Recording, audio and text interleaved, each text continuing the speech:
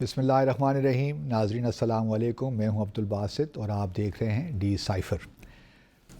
آج میں اسٹوڈیوز میں اکیلا ہی ہوں کیونکہ میں چاہتا ہوں کہ آپ سے براہ راست بات کروں. کچھ ایسے فارن پالیسی کے 3 بڑے ایشوز ہیں جو کہ ہمیں ڈائریکٹلی اس کا اثر ہم پہ ہوتا ہے، ہماری ریاست پہ. تو خواہش تو یہی ہے کہ آج آپ سے وہ باتیں کروں جو شاید میں نے پہلے کبھی نہیں کی. تو آج ہم کوشش کریں گے کہ پہلے تو دیکھیں کہ جو مخلوط حکومت آئی ہے، بنی ہے، اب اس کے ابھی بنی نہیں ہے، سوری، بننے جا رہی ہے، فیصلہ تو ہو گیا ہے. تو اس سے کون سے ممالک ہیں وہ جو خوش ہوں گے، کون سے ممالک ہیں جو تھوڑے بہت پریشان ہوں گے. اس کے علاوہ آپ جانتے ہیں کہ آج 24 فروری ہے. آج سے 2 سال، ایگزیکٹلی 2 سال پہلے روس نے اپنا اسپیشل ملٹری آپریشن یوکرین میں شروع کیا تھا، اور اس وقت کے وزیر اعظم روس کے دورے پہ بھی تھے. اس کے بعد بہت سی کانٹروورسیز نے بھی جنم لیا. اس پہ بھی میں بات کروں گا کہ جو سابق آرمی چیف ہیں انہوں نے کیوں کر ایسا بیان دیا، روس مخالف بیان کیوں دیا.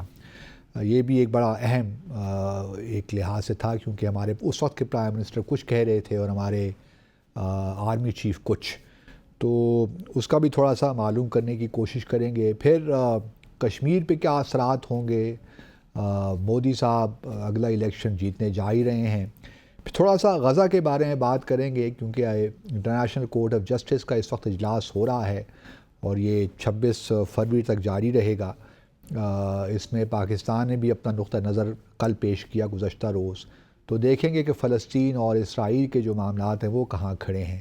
اور پھر آخر میں افغانستان کو لے کر دوحہ کانفرنس ہوئی 18 فروری کو. اس میں پاکستان نے بھی شرکت کی، لیکن طالبان کی جو عبوری حکومت ہے افغانستان میں انہوں نے شرکت کرنے سے انکار کر دیا کیونکہ ان کے کچھ مطالبات تھے جو کہ عالمی برادری شاید ابھی اس پوزیشن میں نہیں ہے کہ ان کو تسلیم کر سکے.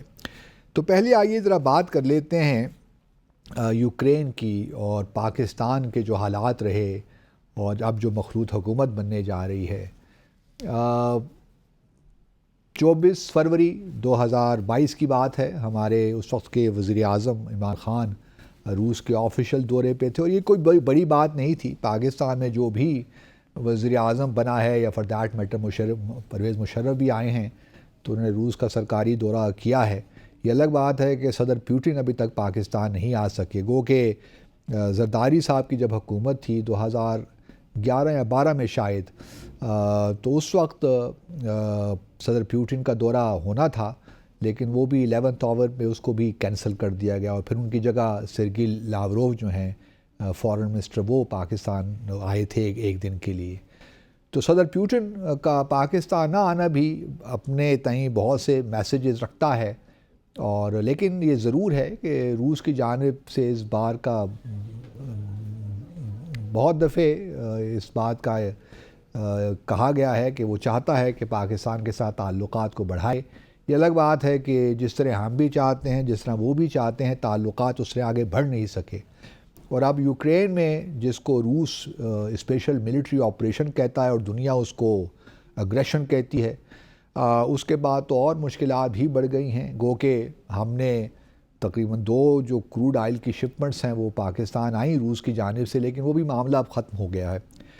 تو اب روس نے جب یہ حملہ کیا یوکرین پہ تو آبویسلی ویسٹرن دنیا میں بابلا مچا کہ بھی ان پرووکڈ یہ اٹیک ہے. میں بحیثیت سابق سفارتکار کے ذہنی اعتبار سے ریئلسٹ ہوں. ریئلسٹ اسکول آف تھاٹ جو ہے اس سے بلانگ کرتا ہوں کیونکہ مجھے معلوم ہے کہ اس دنیا میں میکیاویلی اور چنکیا کی ہی فلسفی چلتی ہے. یہ باقی جو اخلاقیات ہیں، پرنسپلز ہیں، یہ سارے بے معنی ہو جاتے ہیں جب ریاست کے انٹرسٹ سامنے ہوں. اب آپ اگر دیکھیے تو بہت سے لوگ رشیا کو کنڈیم بھی کرتے ہیں، لیکن رشیا کی اور جب سے سوویت یونین کلیپس ہوا 1991 میں اس کے بعد سے اور ویسٹرن دنیا کی بڑی ایک تاریخ ہے. اور روس کو یہ اعتماد میں لیا گیا تھا کہ جو اس کے نیبرنگ کنٹریز ہیں، خاص طور پہ یوکرین اور بیلاروس، ان کو کبھی بھی نیٹو کا حصہ نہیں بنایا جائے گا. لیکن پچھلے 4-5 سالوں سے ہم یہ دیکھ رہے ہیں کہ یوکرین کو انکریج کیا جا رہا تھا، امبولڈن کیا جا رہا تھا کہ آپ بار بار کہیں کہ ہم نے نیٹو میں شامل ہونا ہے، نیٹو میں شامل ہونا ہے.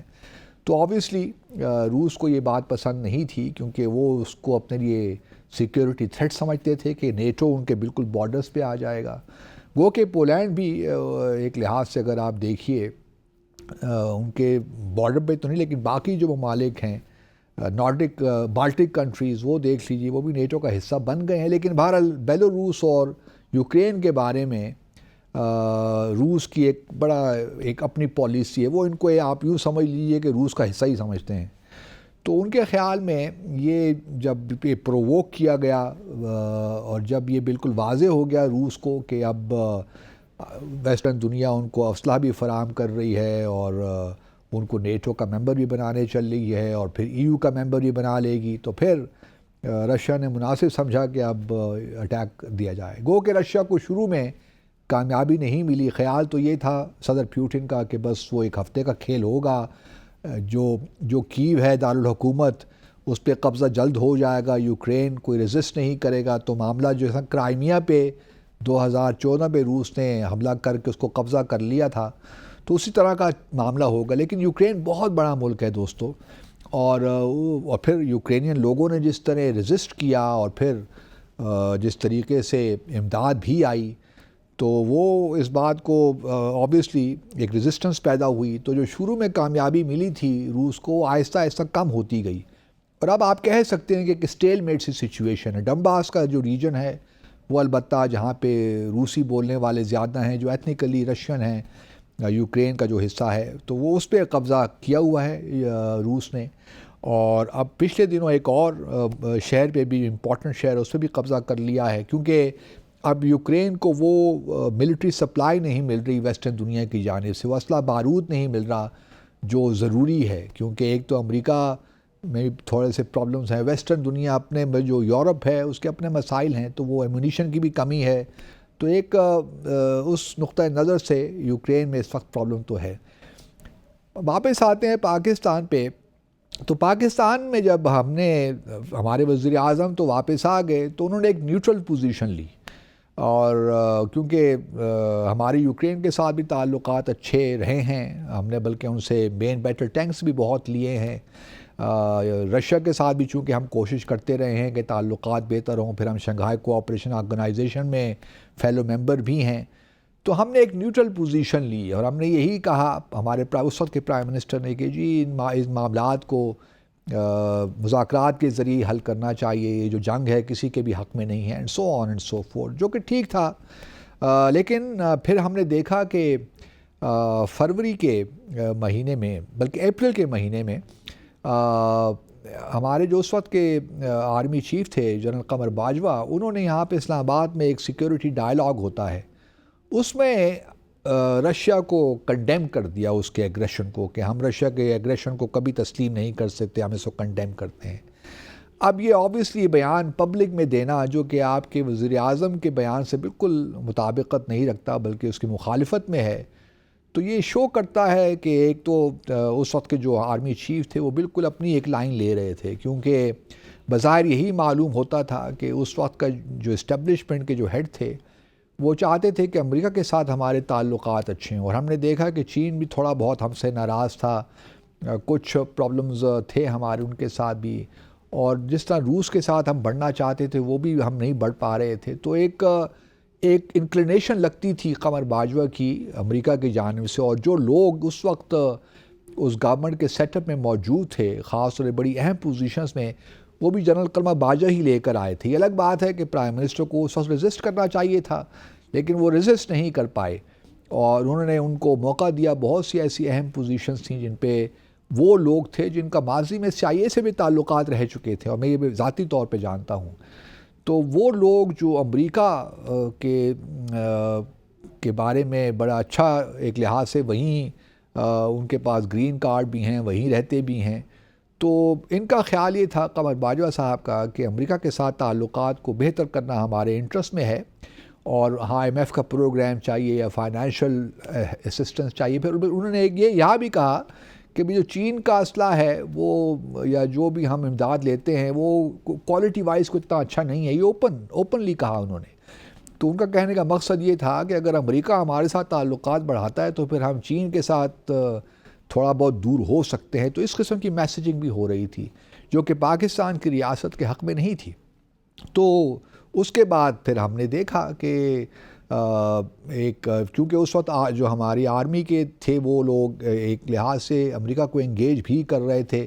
جب افغانستان سے امریکہ نکلا 2021 میں، تو اگست 2021 میں، تو اس کے بعد یہاں پہ ایک خلا پیدا ہوا اور امریکہ کی خواہش یہ تھی کہ یہاں پاکستان میں ان کو بیسز مل جائیں.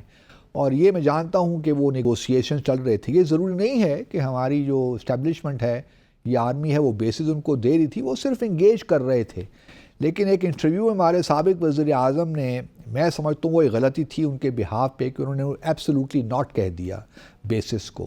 حالانکہ یہ بھی مجھے معلوم ہے کہ بیسز دینے کی بات تو امریکہ کر رہا تھا، لیکن ہمارے ہاں جو ہے ایک آپ کہہ سکتے ہیں کہ ایک اپوزیشن تھی اسٹیبلشمنٹ کے اندر بھی کہ بھئی ہم نے دینا نہیں ہے، لیکن ہم نے امریکہ کو انگیج کرنا ہے، مذاکرات میں جاری رکھنے ہیں اور بس اس کو ٹال مٹول کرتے رہنا ہے. تو یہ ہماری اسٹریٹجی تھی.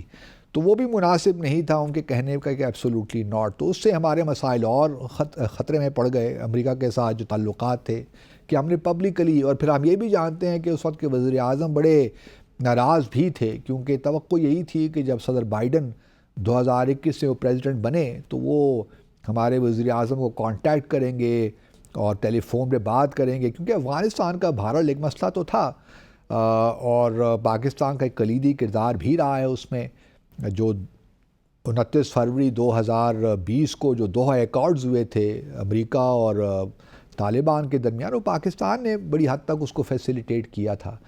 تو عمران خان صاحب کا خیال یہ تھا کہ میں فون آنا چاہیے، نہ کوئی فون آیا، نہ کوئی بات چیت ہوئی، بلکہ بہت دفعہ ہم نے بھی کوشش کی، ہمارے سفیر کو بلکہ ایک لیٹر بھی لکھا گیا اس وقت کہ بھئی آپ ابھی تک ایک کال بھی ارینج نہیں کروا سکے. بڑا سخت لیٹر تھا اس وقت کے فارن منسٹر کا ہمارے سفیر کے لیے.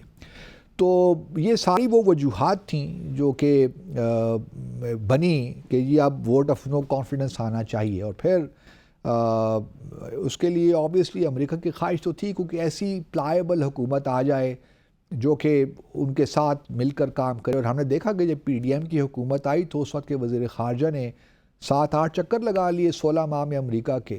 تو یہ ویسے ہی نہیں ہوتا، اس کے پیچھے بہت سی چیزیں ہیں جو چل رہی ہوتی ہیں بیہائنڈ دا سینس جو ہمیں معلوم نہیں ہوتی. لیکن اب جو یہ مخلوط حکومت بننے جا رہی ہے وہی تجربہ ہے، آپ اسے پی ڈی ایم 2 کہہ سکتے ہیں. اس سے دیکھیے ایک تو مودی صاحب بڑے خوش ہوں گے کیونکہ جب بھی مخلوط حکومت کسی بھی ملک میں بنتی ہے تو وہ پہلے تو یہ ہوتا ہے کہ کوئی پارٹی کو کوئی فری ہینڈ نہیں ہوتا، اور پھر وہ اکاؤنٹیبل بھی نہیں ہوتے. 5 سال کے بعد اگر انہی حکومتوں سے آپ پوچھیں گے جو پارٹیاں ہیں کہ جی وہ آپ کے انتخابی منشور کہاں گئے، تو آپ کو یہی جواب ملے گا کہ جی یہ تو مخلوط حکومت تھی، ہمیں کہاں موقع ملا کہ ہم اپنے منشور پہ کام کر سکیں، ہمارے تو ہاتھ ہی بندھے ہوئے تھے، ہم کیا کرتے. اور پھر آپ دیکھیں گے کہ 5 سال کے بعد یہی پارٹیاں جو اس وقت حکومت میں اگر یہ 5 سال گزار لیتی ہیں تو یہی پارٹیاں ایک دوسرے کے دست و گریبان ہوں گی اور گالم گلوچ تک بات چلی جائے گی. جس طرح بھی ہم نے دیکھا پی ڈی ایم کی حکومت ختم ہوئی، الیکشن ہوئے تو کس طرح پیپلز پارٹی بلاول زرداری صاحب تو صبح و شام نواز شریف کے خلاف ہی بول رہے تھے. تو یہ سارا وہ چیزیں ہیں جو کہ مخلوط حکومت سے پیدا ہوتی ہیں. تو مودی صاحب تو بہت خوش ہوں گے کہ چلیے جی ایک مخلوط حکومت بن گئی ہے، کمزور حکومت ہے، کوئی مینڈیٹ کلیئر نہیں ہے عوام کا اس کو، تو اس حکومت نے کیا پالیسیز، کیا اسٹینڈ لینا ہے. جموں اور کشمیر پہ ہم نے دیکھا کہ ماضی میں بھی کوئی خاص توقع ہم نے نہیں رکھی، نہ رکھنی چاہیے، سچی بات تو یہ ہے. اور وہی گھسی پیٹی باتیں، وہی اسٹیٹمنٹس. تو اور یہ اگلے 5 سال بڑے میں سمجھتا ہوں کہ جموں اور کشمیر کے کانٹیکس سے بڑے سیریس ہیں، جہاں پہ ہماری اکانومی کے لیے بہت سے مسائل یا تو پیدا ہو سکتے ہیں یا حل ہو جائیں. آئی وش کہ کوئی چارٹر آف ڈیموکریسی بن جائے اور تمام پارٹیاں جو ہیں وہ کسی ایک کچھ فنڈامنٹلز پہ اتفاق کر لیں. لیکن جہاں تک جموں اور کشمیر کا تنازع ہے، میری اپنی اسیسمنٹ یہ ہے کہ آپ دیکھیں گے کہ بھارت جو ہے وہ اپنی پالیسیز میں اور سختی لائے گا. کیونکہ ان کو معلوم ہے، اور وہ پاکستان کو ریلیونٹ کرنا چاہتا ہے جہاں تک جموں اور کشمیر کا تعلق ہے. ان کو معلوم ہے کہ ایک ویک گورنمنٹ ہے، وہ کوئی خاص اسٹانس لے نہیں سکتی، آپس میں اتنے تنازعات ہیں. اور پھر یہ بھی یاد رکھیے کہ مودی صاحب تیسری بار الیکشن جیتنے جا رہے ہیں. اور ابھی ریسنٹلی ہی انڈیا ٹوڈے کا ایک پول ہوا ہے، اوپینین پول، اس کے تحت تو جو ہے پچھلے دفعہ 2019 میں مودی صاحب نے جو بی جے پی ہے انہوں نے 37% ووٹ لیے تھے، اور اس بار یہ کہا جا رہا ہے کہ اب ان کی جو 40% کی حد تک ووٹ وہ لے سکتے ہیں، 40% ووٹ وہ لیں گے. اسی طرح کانگریس نے پچھلی دفعہ تقریباً آپ کہہ لیجئے کہ 20% ووٹ لیے تھے، اب وہ کم ہو کے 19% ہو جائیں گے. لیکن کانگریس کی سیٹیں بڑھنے کا امکان ہے. پچھلی دفعہ ان کے پاس میرے خیال میں 48 سیٹیں تھیں، اب یہ بڑھ کے 71 ہو جائیں گی. لیکن معاملہ یہی ہے کہ بی جے پی پھر حکومت بنانے چلی ہے، اور پرائم منسٹر مودی ہی اگلے پرائم منسٹر ہوں گے. تو تیسری بات کنزیکٹیولی وہ بھارت کے وزیر اعظم بننے جا رہے ہیں. تو وہ بڑی ایک لحاظ سے اسٹرانگ پوزیشن میں ہیں، اور ان کی گورنمنٹ بھی بڑی اسٹرانگ ہوگی، کیونکہ جو انڈیا جو الائنس بنا ہے اپوزیشن کا، Indian national developmental inclusive alliance, جس کو انڈیا کہتے ہیں، ایکرونیم انڈیا ہے، وہ بھی اب ٹوٹ پھوٹ کا شکار ہو گیا ہے. اور ابھی دیکھیے ممتا بنرجی جو ہیں ترنمول کانگریس کی ویسٹ بنگال میں، وہ بھی ناراض ہیں، وہ بھی الگ ہو گئی ہیں. اسی طرح بہار میں نتیش کمار صاحب ہیں، وہ بھی ناراض ہو گئے ہیں، بلکہ انہوں نے تو بی جے پی کے ساتھ ہاتھ ملا لیا ہے. تو سوال یہی ہے کہ وہاں بھی جو ریجنل پارٹیز ہیں یا انڈین نیشنل کانگریس پارٹی ہے، اب اتنی مضبوط نہیں رہیں، اور بی جے پی اس میں اب کوئی شک نہیں رہا کہ اگلا الیکشن بھی بی جے پی جیتنے جا رہی ہے.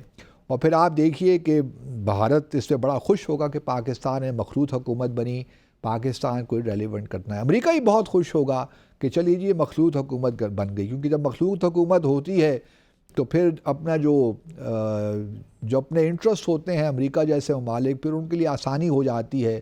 وہ ڈیوائیڈ اینڈ رول والی بات ہو جاتی ہے، اس کو ادھر سے کھیلا، ادھر ایک پارٹی کو ادھر سے کھیلا اور اپنے مقاصد پورے کیے. اور چونکہ ماضی میں ہم نے دیکھا ہے یہ امریکہ کرتا رہا ہے. اور لیکن دوسری طرف آبویسلی چائنا کو بہت کنسرنز ہوں گے، کیونکہ چائنا کی ایک ہماری ایک اسٹریٹجک پارٹنرشپ بھی ہے. چائنا چاہتا ہے کہ ہم گوادر سی پیک کے معاملے میں آگے چلیں. دوسری طرف امریکہ نہیں چاہتا کہ گوادر پورٹ کا معاملہ آگے چلے اور کسی طور بھی چائنا کو یہاں پہ فٹ ہولڈ ملے. تو یہ وہ سارے معاملات ہیں جس پہ ہمیں دیکھنا ہے کہ مخلوط حکومت کیا ڈیلیور کر پائے گی. مجھے نہیں معلوم کہ اکنامکلی کیا دیں گے، لیکن خارجہ امور کے معاملے میں کہہ سکتا ہوں کہ جہاں تک ہمارے ریجن کی بات ہے اس میں مجھے لگتا ہے کہ وہیں یہ جو نیا ہے یہ ڈامر ڈول قسم کی ہی رہے گی، اور اس میں ایک لحاظ سے ایمبیولنس رہے گی، کوئی کلیئرٹی نہیں ہوگی، اور یہ معاملہ اس طرح ہی چلتا رہے گا جس طرح چل رہا ہے. ایک مختصر سا وقفہ لیتے ہیں ناظرین، اور آ کر پھر بات کرتے ہیں پاکستان، فلسطین اور اسرائیل کی. وہاں بھی معاملات بڑے گھمبیر ہیں. ہمارے ساتھ رہیے. ویلکم بیک ناظرین. 7 اکتوبر کے بعد جو کچھ غزہ میں ہو رہا ہے اس سے ہم سب واقف ہیں، لیکن پریشانی کی بات یہ ہے کہ پاکستان کی جو بھی پالیسی رہی ہے، شاید تو کوئی پالیسی ہے بھی نہیں، سچی بات تو یہ ہے. یوں کہہ لیجئے کہ جو ایک پالیسی کا نہ ہونا بذات خود ایک بڑی تشویشناک بات ہے. ہم تو کہیں نظر ہی نہیں آ رہے فلسطین کے معاملے میں. کیا بات ہوتی کہ اگر ہم ایکٹیولی اس معاملے کو پرسو کرتے، دنیا بھر میں جاتے، لیکن وہی بات ہے نگراں سیٹ اپ تھا، اور نگراں سیٹ اپ تو اکاؤنٹیبل ہی نہیں ہوتا. تو بہت ہی مایوسی ہوئی فلسطین کے معاملے میں. قائد اعظم محمد علی جناح نے کیا پالیسی لی تھی اسی کو ہم آگے چلاتے، لیکن ہمارے نگراں وزیر اعظم کا کہنا یہی تھا کہ قائد اعظم نے جو بات کہی وہ حرف آخر تو نہیں تھی.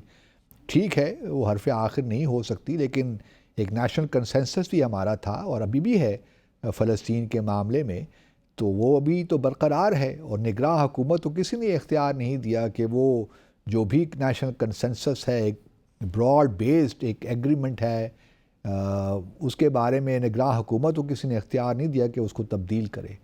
بہرحال فلسطین فلسطین کے معاملے میں بہت سی آپ کی کہہ لیجئے کہ ایک تشویش سی رہی کہ پاکستان ہمیں کہیں بھی نظر نہیں آیا. البتہ اور اس سارے معاملے میں 28,000 سے زائد فلسطینی شہید ہو چکے ہیں 7 اکتوبر سے لے کر اب تک، اور اس میں زیادہ تر خواتین ہیں اور بچے ہیں.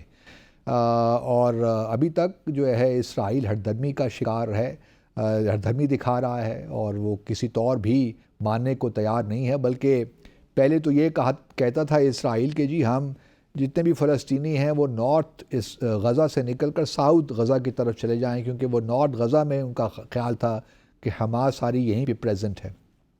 اب وہ جب سارے فلسطینی تقریباً ساؤتھ غزہ میں رفح میں آ گئے تو اب کہہ رہے ہیں کہ جی یہاں سے بھی آپ نکلیے، کیونکہ ہم اگر یہ حماس جو ہے وہ جو اسرائیلی ہاسٹیجز ہیں ان کو اگر رہا نہیں کرتا حماس 150 کے قریب، تو پھر وہ رفح پہ بھی حملہ کریں گے، ایئر اسٹرائکس کریں گے، گراؤنڈ آپریشن کریں گے، and so on and so forth. تو اس وقت ایک بہت بڑا معاملہ چلا ہوا ہے. نیگوسیشنز بھی ہو رہے ہیں لیکن ابھی تک کوئی کامیابی نہیں ہوئی، اس میں کوئی پیش رفت نہیں ہوئی.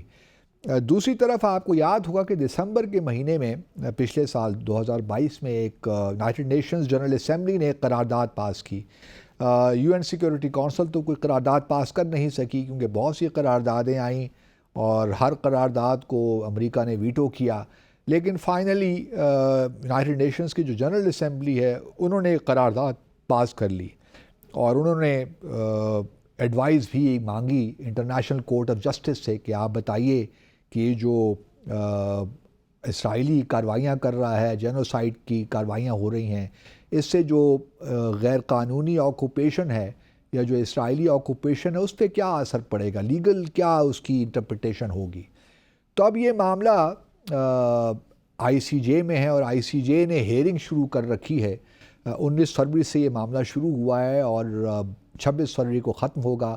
اس میں تقریباً 52 ممالک نے اورل پریزنٹیشنز دیں، اور پاکستان جو ہمارے نگران وزیر قانون ہیں ان کی پریزنٹیشن کل تھی، اورل اسٹیٹمنٹ دی انہوں نے. تو ہماری ساری چیزیں اورل ہی ہیں، ہم زبانی جمع خرچ تو کرتے رہتے ہیں لیکن عملی اقدامات کہیں ہمیں نظر نہیں آتا. تو بہرحال اللہ کا یہی بڑا شکر ہے کہ ہم نے یہ بھی فیصلہ کیا کہ ہم جا کر اپنی پوزیشن واضح کریں گے.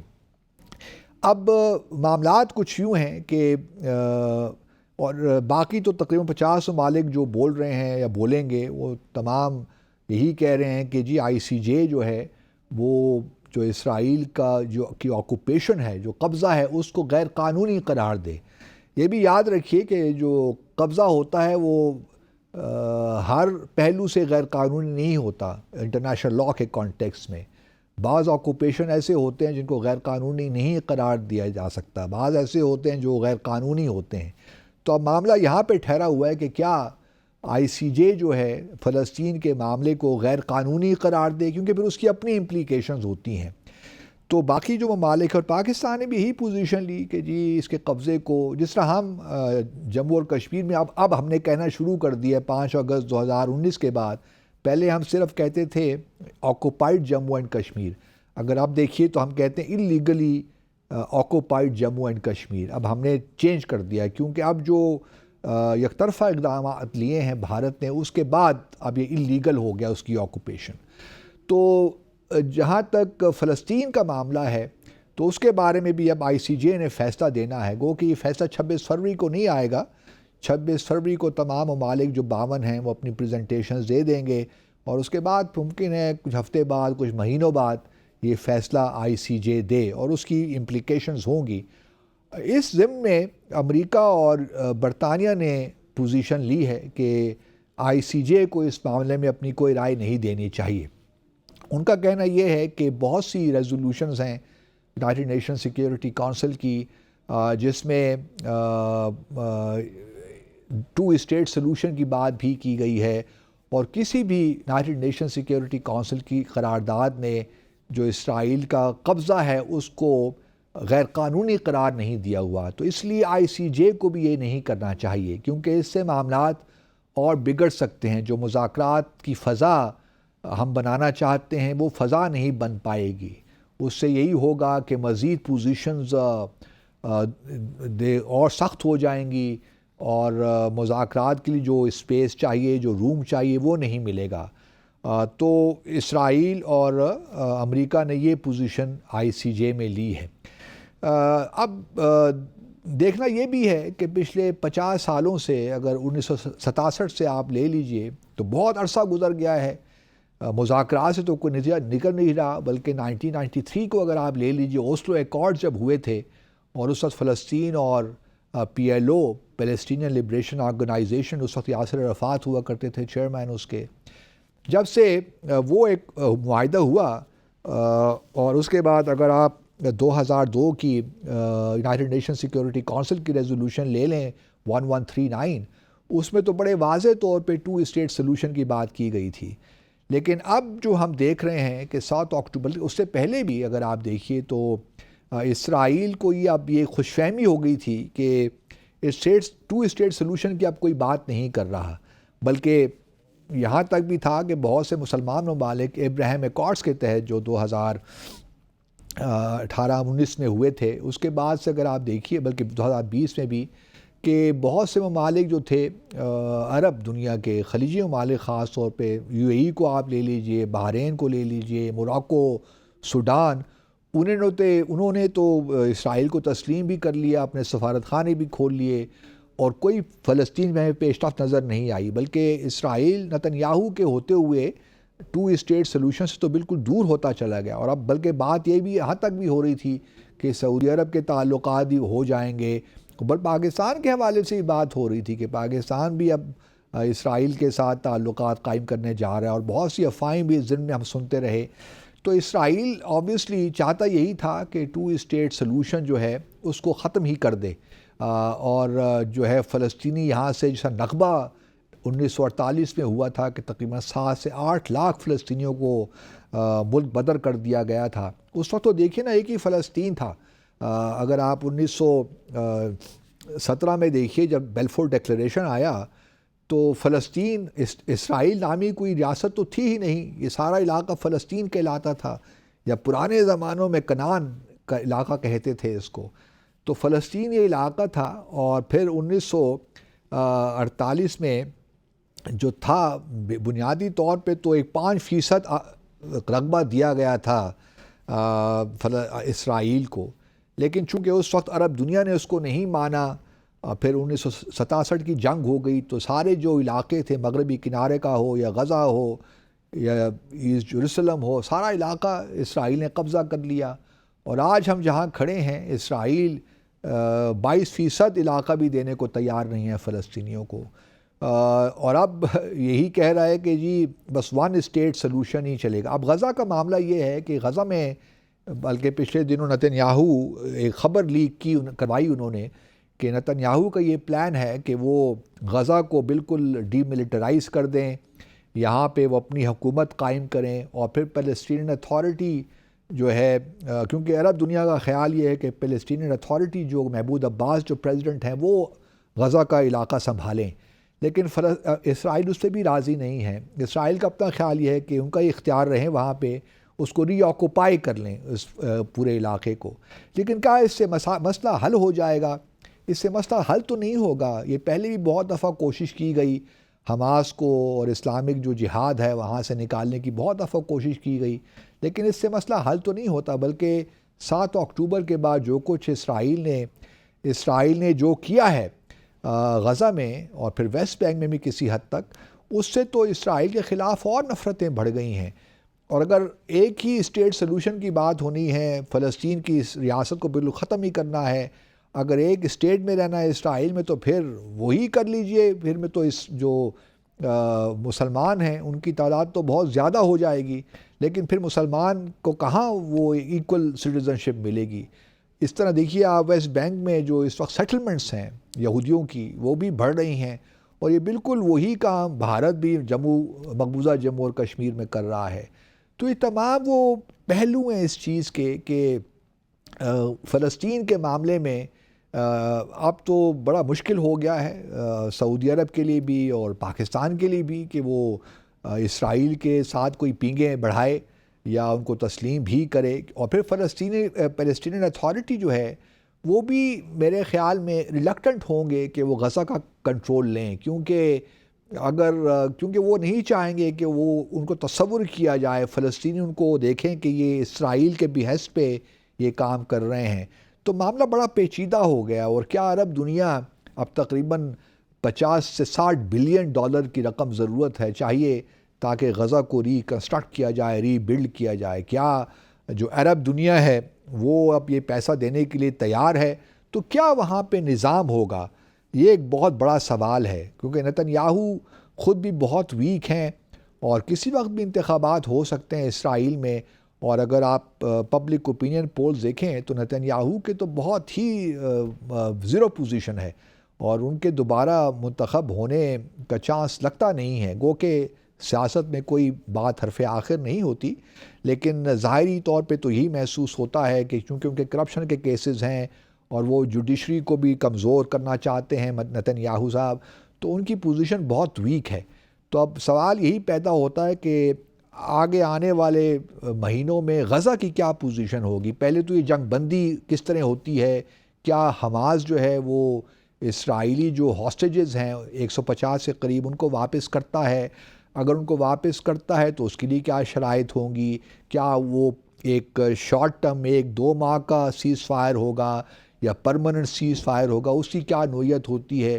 تو یہ تمام وہ سوالات ہیں. اور اگر حماس نے واپس ہی آنا ہے تو اسرائیل کا یہ کہنا کہ جب تک وہ حماس کو پوری طرح ختم نہیں کر دیتا وہ کسی بات پہ اتفاق نہیں کرے گا. تو یہ تمام وہ پہلو ہیں ساری چیز کے کہ آئی سی جے نے جو فیصلہ دینا ہے اس پہ بھی بڑا، اس سے کوئی فرق تو نہیں پڑے گا کیونکہ وہ ایک ایڈوائزری اوپینین ہوگی. وہ کوئی یہ نہیں ہے کہ وہ ایک ایڈوائزری ایک بات ہوگی، وہ اپنا ایک نقطہ نظر بیان کریں گے. یہ ضروری نہیں ہے اسرائیل پہ کہ اگر وہ کہتے ہیں کہ لیگل آکوپیشن ہے تو اس کو ختم ہونا چاہیے، ایسی بات نہیں ہے. لیکن سوال یہ پیدا ہوتا ہے کہ مورل پریشر بلڈ ہوگا. لیکن جس طرح میں نے پہلے کہا کہ میں انٹرنیشنل پالیٹکس میں جو ہے ریئلسٹ اسکول آف تھاٹ سے بلانگ کرتا ہوں، تو یہ مورالٹی وغیرہ کچھ نہیں ہے. اور ساری جو ہے میکیویلین پالیٹکس ہے، قاتلیہ کی پالیٹکس ہے، اور اس طرح ہی ہوتا رہا ہے اور ہوتا رہے گا. ایک مختصر سا وقفہ لیتے ہیں اور اس کے بعد آتے ہیں اور افغانستان پہ ذرا بات کرتے ہیں. ہمارے ساتھ رہیے. جی ناظرین، خوش آمدید. کچھ اب آخری سیگمنٹ ہے اور ٹائم بہت مختصر ہے، تو میں چاہتا ہوں کہ افغانستان پہ بھی کچھ بات کر لوں، کیونکہ ابھی پچھلے ہی دنوں 18 فروری کو دوحہ میں ایک کانفرنس ہوئی ہے. دوسری کانفرنس تھی جو کہ اقوام متحدہ کے ماتحت ہوئی، اور یہ پہلی کانفرنس اگر آپ کو یاد ہو تو مئی پچھلے سال ہوئی تھی. تو اقوام متحدہ کے سیکرٹری جنرل اس کے میزبان تھے اور تقریباً 26 ممالک نے اس میں شرکت کی، جس میں پاکستان بھی شامل تھا. اور جو اسپیشل انوائز ہیں آن افغانستان انہوں نے شرکت کی. اور یہ کلوزڈ سیشن تھا، معلوم نہیں کہ اندر کیا ہوا، نہ کوئی پریس اسٹیٹمنٹ آئی اس کے بعد. لیکن یہ ضرور ہے کہ اقوام متحدہ کے سیکرٹری جنرل نے پھر بعد آ کر بتایا کہ معاملات کیا ہیں. پچھلے سال جب یہ کانفرنس ہوئی تھی مئی میں دوحہ میں، تو اس میں جو طالبان کی یہ بری حکومت ہے افغانستان میں، ان کو مدعو نہیں کیا گیا تھا، کیونکہ کوئی بھی ملک ان کو تسلیم نہیں کرتا. گو کہ ڈی فیکٹو تو سبھی انگیج کر رہے ہیں، بہت سفارت خانے بھی کام کر رہے ہیں کابل میں، اور بہت سے ممالک ان کے ساتھ انگیج بھی کر رہے ہیں، لیکن ڈیو جیرے جو ہے وہ ریکگنیشن ابھی نہیں دی گئی. تو اس سال ان کو مدعو نہیں کیا گیا، لیکن اس بار ان کو مدعو کیا گیا تھا. لیکن طالبان نے معاذرت کر لی کہ وہ اس کانفرنس میں شامل نہیں ہو سکتے. ان کی کچھ شرائط تھیں. ایک شرط تو یہ تھی کہ آپ ہمیں گورنمنٹ ڈیلیگیشن کے طور پہ ٹریٹ کریں گے، کیونکہ اسی کانفرنس میں اقوام متحدہ نے اور بہت سے سول سوسائٹی آرگنائزیشن کے جو ان کو بلا لیا تھا، اور اس طرح اور ویمن گروپس کے کچھ ریپرزنٹیٹیوز کو بلا لیا تھا. تو طالبان کو یہ تھا کہ شاید ان کو بھی ایک گروپ کے طور پہ ٹریٹ نہ کیا جائے دوحہ کانفرنس میں. تو ان کا یہی تھا کہ وہ افغانستان کے وفد کی حیثیت سے جائیں گے سرکاری سطح پہ. تو اگر ان کو اس طرح ٹریٹ کیا جاتا ہے تب تو وہ آئیں گے، اپنا نقطہ نظر بیان کریں گے، اور دنیا جو چاہتی ہے اس کو بھی سنیں گے. اور دوسرا یہ تھا، کیونکہ پچھلے کچھ عرصے سے یہ بحث چل رہی ہے اقوام متحدہ میں کہ کیا یو این سیکرٹری جنرل کو اپنا ایک خصوصی نمائندہ نامزد کرنا چاہیے افغانستان کے لیے. نہیں، اب جو کابل کی حکومت ہے عبوری طالبان کی حکومت، ان کا خیال ہے کہ اسی قطعاً کوئی ضرورت نہیں ہے، کیونکہ اس وقت جو افغانستان ہے وہاں پہ تو حالات بہت بہتر ہیں، نہ کوئی سول وار ہو رہی ہے، پورا جو افغانستان ہے وہ طالبان کے کنٹرول میں ہے، اور بہت سے زبردست اکنامک پروجیکٹس چل رہے ہیں اس وقت، اور اکانومی بھی قدرے بہتر ہے، تو کوئی وجہ نہیں ہے۔ اور اگر خصوصی نمائندہ آئے گا تو کیا بات کرے گا؟ جو دو قراردادیں پاس ہوئی تھیں 2593 اور 2615، یہ اگست اور دسمبر 2021 میں طالبان کی حکومت کے آنے کے بعد، اس میں یہی کہا گیا تھا کہ جی براڈ بیسڈ گورنمنٹ بنائیے، اور ایک ریپرزنٹیٹیو گورنمنٹ ہونی چاہیے، اور پھر خواتین کے حقوق کے بارے میں بات کی گئی تھی۔ تو میں اکثر یہ کہتا رہتا ہوں کہ آپ یہ تصور بھی کس طرح کر سکتے ہیں کہ طالبان ایک براڈ بیسڈ گورنمنٹ کی بات کریں گے؟ وہ ایک نظریاتی موومنٹ ہے، آپ ان کے آبجیکٹیو سے اختلاف کر سکتے ہیں، لیکن یہ توقع نہ رکھیے کہ طالبان ایکوموڈیٹ کریں گے حامد کارزائی کو، یا اشرف غنی کو، یا عبداللہ کو، یا رشید دوستم کو، یا اور جو لوگ ہیں اس وقت نیشنل ریزسٹنس فرنٹ کا جو حصہ ہیں، ان لوگوں کو یا شاہ مسعود وغیرہ ان لوگوں کو تسلیم کریں گے کہ آئیے جی ہمارے ساتھ بیٹھیے اور ہمارے ساتھ حکومت میں شامل ہو جائیے۔ یہ تو ہو نہیں سکتا۔ یہ لوگ تو دیکھیں نا، پچھلے 9/11 سے یہ حکومت کرتے آ رہے ہیں، امریکہ کے ساتھ تھے، اور طالبان کی ساری جدوجہد ہی آکوپیشن کے خلاف تھی اور ان کے خلاف تھی، تو یہ کس طرح ہو سکتا؟ پھر نظریاتی طور پہ دے آر پولز اپارٹ، تو ہو ہی نہیں سکتا کہ طالبان کبھی بھی کوئی ایسا کام کریں، پریشر تو مانیں گے نہیں، کہ کسی پریشر میں آ کر وہ کہیں جی آئیے ٹھیک ہے ہم ایک براڈ بیسڈ گورنمنٹ بناتے ہیں۔ تو یہ ناممکنات میں سے شامل ہے جہاں تک میری انڈرسٹینڈنگ ہے افغانستان کی۔ تو پہلے تو یہ مطالبہ ہی غلط تھا، لیکن دوسرا مطالبہ البتہ بالکل جائز ہے کہ کوئی ملک بھی خواتین کی آبادی کو، جو تقریباً آدھی ہوتی ہے تقریباً ہر ملک میں 1-2% کے مارجن سے، آپ اس کو الگ نہیں کر سکتے۔ کوئی ملک ترقی ہی نہیں کر سکتا جب تک کہ خواتین بھی تعلیم حاصل نہ کریں یا ان کو کام کرنے کا حق نہ ہو۔ تو یہ بالکل جائز مطالبات ہیں۔ اس پہ میں سمجھتا ہوں کہ طالبان کو اس پہ فلیکسیبلٹی دکھانی چاہیے اور ایکوموڈیٹ کرنا چاہیے، اور ماضی میں جو انہوں نے غلطیاں کیں، طالبان 1 جو حکومت تھی 1996 میں جو آئی تھی، وہ غلطیوں کو دہرانا نہیں چاہیے۔ اس وقت طالبان امپورٹنٹ اسٹرانگ پوزیشن پہ ہیں، تو ان کو یہ فیصلہ کر لینا چاہیے کہ ٹھیک ہے جی ہم کچھ باتیں تو ماننے کو تیار ہیں، لیکن براڈ بیسڈ گورنمنٹ کو آپ بھول جائیے، تو میرا خیال ہے کہ دنیا بھی مان جائے گی۔ دوسری طرف چائنا نے بڑی زبردست پوزیشن لی، انہوں نے بلکہ شی جن پنگ جو صدر ہیں، انہوں نے تو باقاعدہ جو نئے سفیر آئے ہیں طالبان کی حکومت کی جانب سے، ان کے اسناد بھی، سفارتی اسناد بھی انہوں نے خود ریسیو کیے، اور پاکستان دیکھتا ہی رہ گیا۔ کیا یہ اچھا ہوتا کہ ہم بھی طالبان چائنا کے ساتھ کوآرڈینیٹ کر کے یہی پوزیشن لیتے، ہم بھی اپنا سفیر بھجواتے اور ان کا سفیر یہاں پہ آتا، فل فلیش جو مشن ہے وہ ہم کر لیتے، لیکن ہم سے وہ بھی نہیں ہو سکا۔ ہم امریکہ کی جانب بھی دیکھتے رہے، اور پچھلی جو میں نے پہلے ذکر کیا، ہماری جو ایک خاص سوچ ہے کہ اگر ہم کوئی ایسا اقدام کریں گے جس سے امریکہ ناراض ہو جائے تو ہمارے لیے اور مشکلات پیدا ہو جائیں گی۔ تو ہمیں ایک کلیئرٹی چاہیے۔ ہمارے ہاں ایکچولی مسئلہ یہی ہے، بلکہ پچھلے دنوں ایک کانفرنس بھی ہو رہی تھی یہاں اسلام آباد میں، تو مجھے بھی وہاں جانے کا موقع ملا، تو وہاں پہ یہی باتیں ہو رہی تھی کہ لیک آف ویژن ہے، کلیئرٹی نہیں ہے۔ ہم بات کرتے ہیں کہ ہمیں امریکہ کے آبجیکٹیوز کو سمجھنا چاہیے، بھارت کے آبجیکٹیوز کو سمجھنا چاہیے کہ ان کے لانگ ٹرم اسٹریٹجک کیا آبجیکٹیوز ہیں۔ لیکن کچھ لوگوں نے کہا کہ ٹھیک ہے جی ان کو تو ہمیں سمجھنا چاہیے، لیکن پہلے خود تو کلیئرٹی لے لیں کہ ہم خود کیا چاہتے ہیں، ہم کہاں کھڑے ہیں۔ جب تک ہم خود اپنی باٹم لائنز، اپنی ریڈ لائنز، اس کے بارے میں واضح طور پہ اس کے بارے میں کلیئرٹی نہیں ہوگی، آپ کیا خاک پالیسی بنائیں گے، کیا خاک ہم ڈپلومیسی کریں گے؟